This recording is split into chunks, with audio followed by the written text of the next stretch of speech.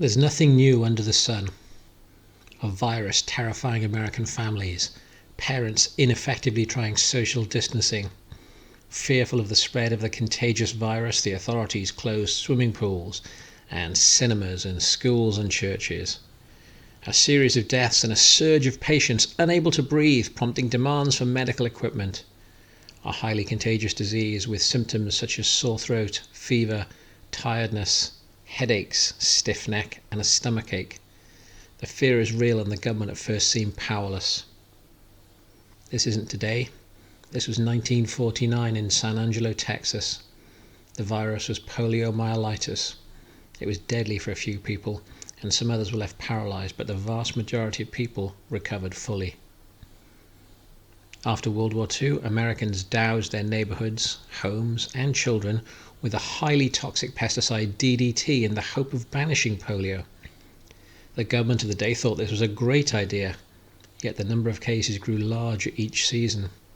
There were 25,000 cases in 1946, but by 1952, the peak, the number had grown to 52,000.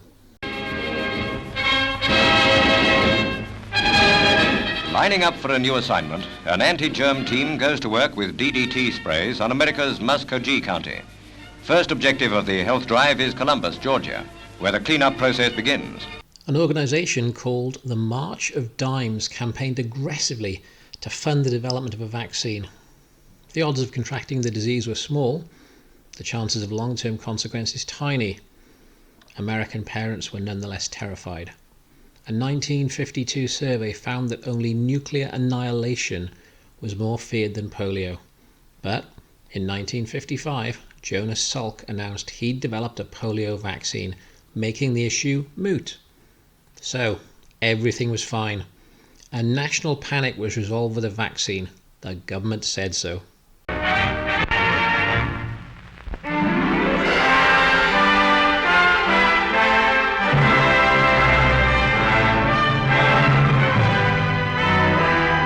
An historic victory over a dread disease is dramatically unfolded at the University of Michigan. Here, scientists usher in a new medical age with the monumental reports that prove the Salk vaccine against crippling polio to be a sensational success.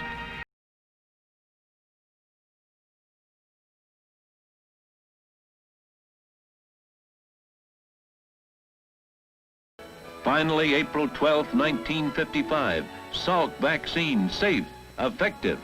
This is where we are today in the West, and the parallels are striking. So, what happened in the US? In April 1955, more than 200,000 children in 5 states received a polio vaccine. The problem was that the process of inactivating the live virus proved to be defective. Within days there were reports of paralysis, and within a month the vaccination program was halted. Subsequent investigations revealed that the vaccine, manufactured by Cutter Laboratories, had caused 40,000 cases of polio, leaving 200 children with varying degrees of paralysis and killing 10. Terrible, but you might say, that could never happen now, could it? Let's set aside the wilder ideas that the various COVID vaccines are a deliberate or pernicious attempt to do harm. Let's focus on what we know for sure. There is one opinion permitted on the mainstream media. Contrary information from highly credible sources like Dr. Martin Kulldorff, who is Professor of Medicine at Harvard Medical School, Dr. Jay Bachatra, Professor of Medicine at Stanford University, or Dr. Sunetra Gupta, Professor of Theoretical Epidemiology at the University of Oxford, is suppressed or ignored. If there were problems with the vaccine, do you think the MSM would report it in a fair and balanced way? Do you think the closed-minded groupthink government would react swiftly, or would there be months and months of hollow denials? Maybe you could protest. No.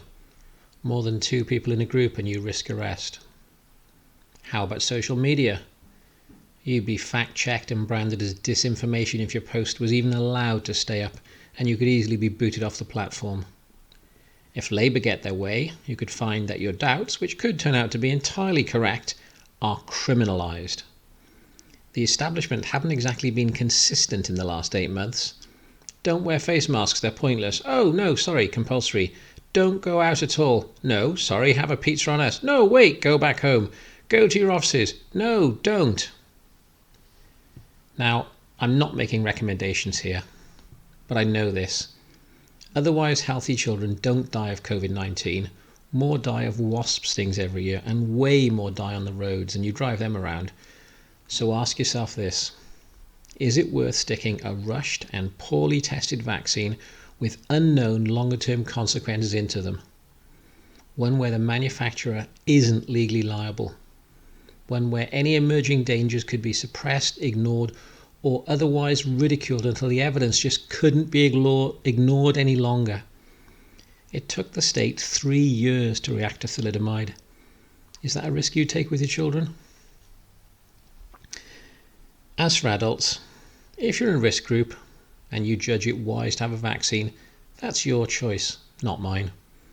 It's certainly not the choice of Boris Johnson, Keir Starmer, or anyone at the BBC. So, please resist any measures which make a vaccine effectively mandatory if you want to live a normal life. If you like this, please like, recommend, and subscribe.